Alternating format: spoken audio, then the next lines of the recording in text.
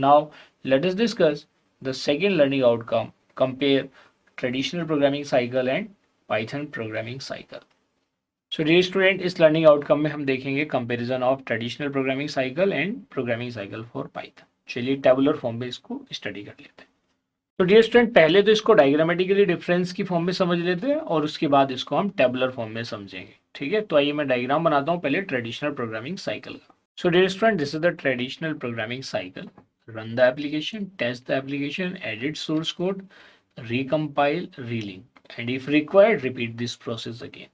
ठीक है, आइए समझ लेते हैं पाइथन प्रोग्रामिंग साइकिल. देखिए पाइथन साइकिल का रिप्रेजेंटेशन आप अलग अलग टाइप से देख सकते हैं. एक तो अभी हमने ऊपर डिस्कस किया था दो तरीके से कि भाई अगर आपका कोई मॉड्यूल रिलोड का कॉन्सेप्ट नहीं है तो सिंपल एप्लीकेशन है, बस उसके अंदर कंपाइल और रीलिंक का कॉन्सेप्ट नहीं था.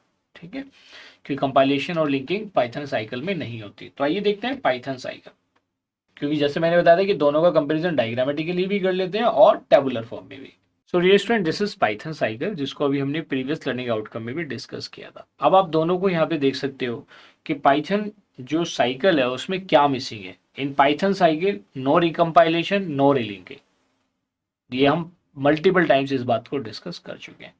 बस ये है कि आप कॉन्सेप्ट को अगर रिकॉल करते रहते हैं तो आपकी कॉन्सेप्चुअल क्लैरिटी और अच्छी हो जाती है. आइए इसको टेबुलर फॉर्म में और डिस्कस कर लेते हैं. This is the diagrammatical difference. और आपने देखा कि ये दोनों जो स्टेप्स हैं वो यहाँ पे मिसिंग है. They are not in the Python cycle. चलिए आइए लेट अस डिस्कस या compare each one of them in a tabular form.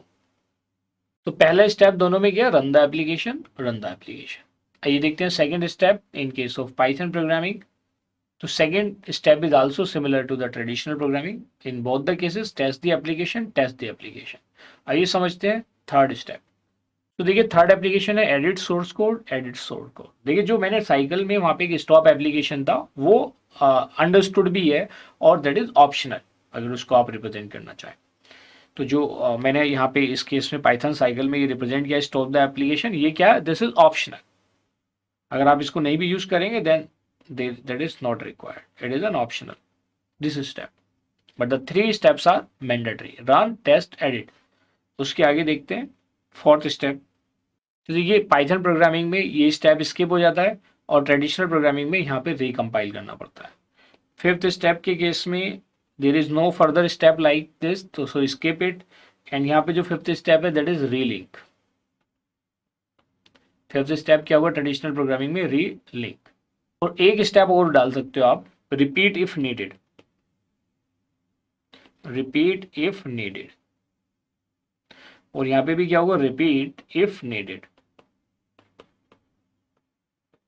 ठीक है, so these are the various you can say cycle steps that are used in you can say Python programming as well as in traditional programming. तो जो difference है वो difference आपको समझ में आ गया कि these are the two steps जो पाइथन प्रोग्रामिंग में यूज नहीं होती. इनको हम पहले भी डिस्कस कर चुके हैं. तो अलग अलग तरीके से चीज़ों को रिप्रेजेंट किया गया. But I am very much sure कि इससे रिलेटेड अगर कोई क्वेश्चन आपके एग्जामिनेशन में पूछा जाएगा तो आप उसे सक्सेसफुली अटेम्प्ट करेंगे. स्टेप्स हैं, कुछ सिलेबस में ये मैंशन है कि भाई कौन कौन से स्टेप्स फॉलो होते हैं. So that's why it is required to understand the programming cycle use for Python. So dear student, in this way we have achieved our second learning outcome as well. Now you are able to compare traditional programming cycle and Python programming cycle. So let's have a knowledge check.